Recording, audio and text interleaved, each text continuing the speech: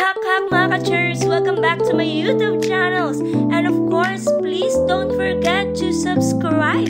At pindutin nyo na nga din ang ating like, pati na rin ang ating notification bell for more updates. And for today's video nga mga ka-cher, ipapakita ko sa inyo kung ano ba ang behind the scenes ng aming magagandang pictures! And syempre sa mga nagtatanong mga ka-chers kung saan nga ba kami nagpa-picture, syempre sa Suri Studio. At share ko na rin mga ka-chers dahil sobrang gentle nga talaga ng mga tao dyan mga ka-chers. Talagang aasikasuhin nila kayo. At ang babait pa mga ka-chers, bukod sa mura na nga ang kanilang service. Kaya nga naman mga ka-chers na nagpaplano kami na bumalik dyan para i-avail yung mga malalaki nilang picture frame.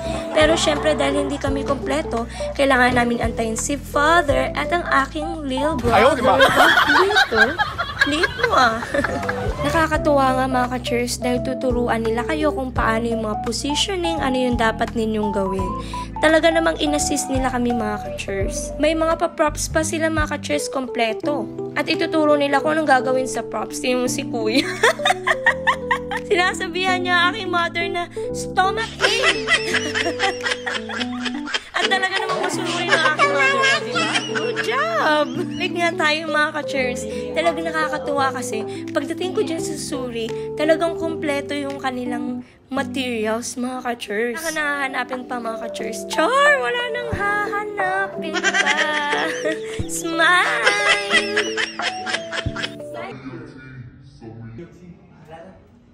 I want a... Okay. Grabe naman talaga si Kuya. Show me your teeth. Eh, wala ang teeth yung kapatid ko. At syempre mga ka-chers, na nga.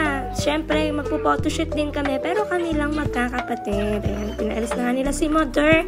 Dahil mamaya ay magsosolo naman siya. Kaya nga amin muna ang moments na to mga ka-chers. O diba, gusto ko din ng ganito sana sa Pinas. Yung magaganda ang backdrop. Yung mga ganyan backdrop, mga background. Diba? Tapos sana mura-murahan lang. Bakit kasi yung mahal-mahal ng ng photoshoot sa Pinas, Samantalang dito, ang mura-mura. Tingnan nyo. Pero hindi rin lahat mga ka-chers, ha. Ang Suri lang ang nakita kong mura din talaga. May mga promo sila, pero itong Suri, astig talaga yung promo niya. Yung package niya, amazing.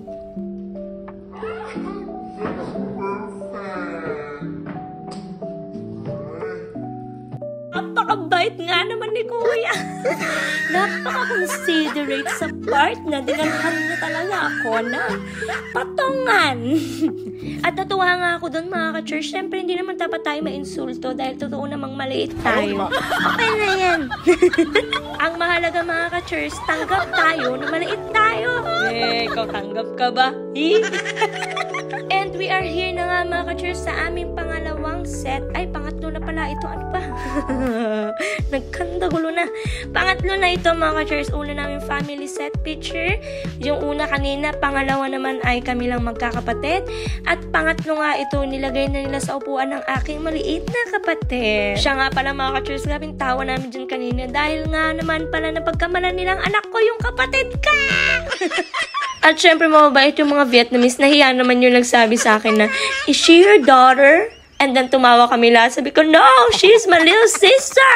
At hindi na nga naman ako magtataka mga ka-chers. Kasi nga naman ang dami nga naman kasing nabubuntis ngayon ng maaga.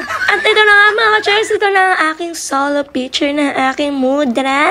Nakakatuwa nga lang mga ka-chers talaga. Dahil isa nga po ito sa aking achievements ngayong 2025. Syempre ang madala ko ang aking pamilya sa ibang bansa.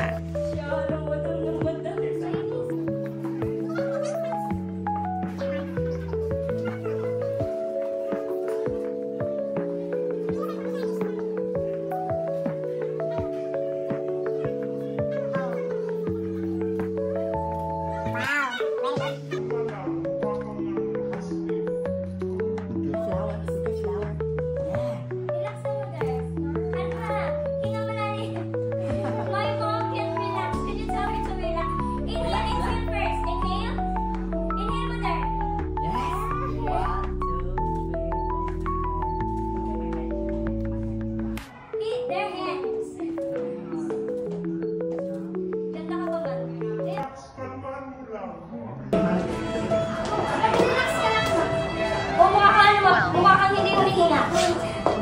Grabe naman itong mga bashers tabi. Buti na lang mga ka-cheers, mabait ang nanay ka. Pak, ganun. O, Tasha, lakas ang nanay ko. Anong say mo? Grabe na talaga niyang slay.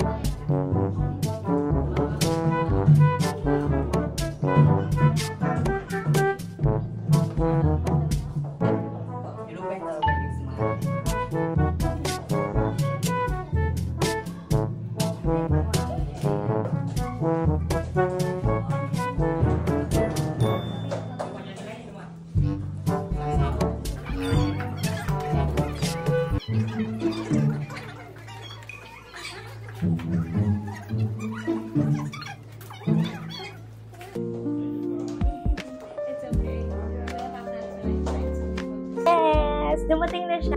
Sino siya? Ayaw, di ma. Di ba nabanggit ko sa nakaraang vlog ko mga ka-church na nagpabakasyon nga ako na aking family. So yung family ko, pumunta sila dito sa Vietnam nakaraang Tet holiday. And of course, para naman meron kaming remembrance, nag-photoshoot nga kami, punta kami ng studio. And eto na, mga ka-church, yung picture frame na kasama doon sa package na aking binayaran. At ang mura lang mga ka-church, sobrang mura lang talaga ng pa-picture frame or package. Sobrang mura lang mga ka-church ng package nila ng photoshoot. Kasama na ang mga pictures na ito. Unahin natin yung maliit mga ka-church. Kasi meron siyang maliit na pinipili lang. Okay, na may cut sila ito. Pictures. Yan. Yung mga ka-church.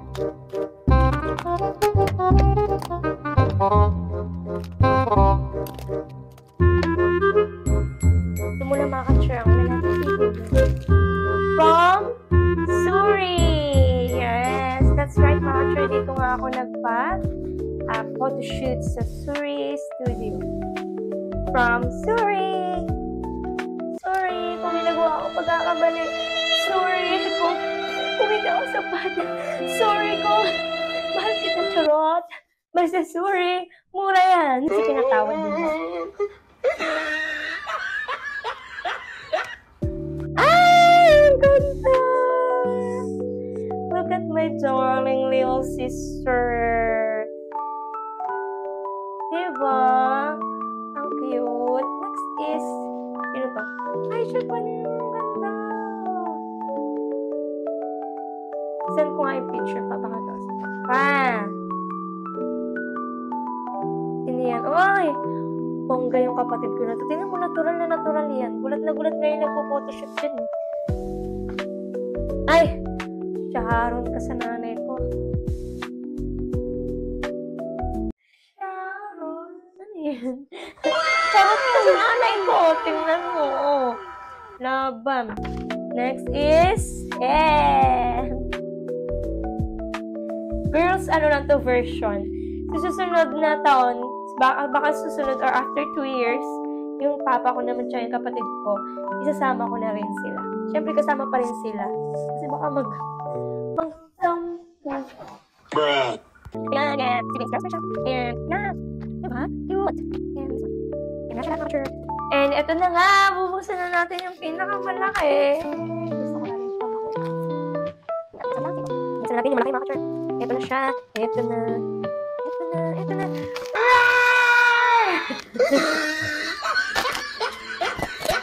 Tama ko kasi. Pero kapahin ako mga ka-chair, i-display ko, iuwi ko to sa Pinas, of course. Babalik ba yung box ko? Babalik ko lang din siya ng bubble wrap. Para maipabalik ba yung box ko siya. Pero as per story naman, hindi daw siya breakable, no? Hindi siya nababasag. Not fragile. Made of wood. Ang galing na dito, no? Siguro kung nasa Pilipinas, siguro magkano ng kakabuti nito. Ready na ba mga ka-chair? Siyempre ako muna yung titigin bago kayo. Ay, ganda!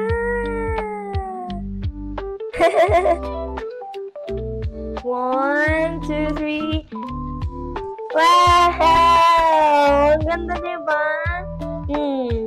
Saan ka dyan, sure? Laban ka sa nanay ko, laban sa kapatid ko, oh. Pak na pak, oh. Nagsusulo. Nagawa masyadong malayo, pero maganda pa rin. Siyempre, dapat maganda rin yung akin. Diba? Ang cute, cheers! Oh. Kaya susuri na kayo, mga ka-chur. Murang-mura lang talaga. Package na siya. Dalawang team. Nakita nyo naman yung picture kayo na may team nung sa kapatid ko. Tapos kasama pa itong team na ito. Family picture na may solo si mother. And meron ding another team yung bunso kong kapatid na pagbata. Ganun nga siya, chur. Sobrang mura lang. Hindi siya katulad sa Pinas. Siguro kung sa Pinas to, abutin to ng mga 20 to 30k. Ganun. Kasi nga, kasama to. And made of wood. Tibay to. Tibay to, no? Ano? Yan na mga ka-chur. Thank you so much for watching. Please support my vlog, mga ka-chur. Para naman yung mga tayo, mga ka-chur. Charot. Para naman ba rin yung mag-usip itong artista, chur. Artista, vlogger. Ano naman na artista sa pag-vlog? Ay, hindi kasi di mo sumisikat yung mga vlogger. Nagiging artista. Ano yung mga artista din ako? Magaling naman ako, ano? Umiyak. Magaling din ako tumawa. Oh, diba? Sabi ko sa'yo. Sa next video natin, mga ka-chur pala. Ito pala ako tapos. Sa next video natin, mga ka-chur, hindi ko rin alam. Basta kung anong ganap sa buhay. Pero abangan nyo, mga ka-chur, magkakaroon kami ng field trip ng mga estudyante ko at gagawa sila ng spot. They're gonna do a spot. So, abangan nyo yan, mga ka-chur. At ito, mga ka-chur, ilalagay ko nga siya sa aking bedroom. Nasa studio type ka nakatira, babe. Tapos, pagpasok mo kusina, tapos kama na. Yung sigaan mga ka-chur sa taas ng aking sigaan. Papakita ko rin sa inyo next time kung ano itsura niya. Siyempre, mga ka-chur, hanggang dyan na muna. See you next time. Bye-bye. Don't forget to subscribe, mga ka-chur. Tambiat!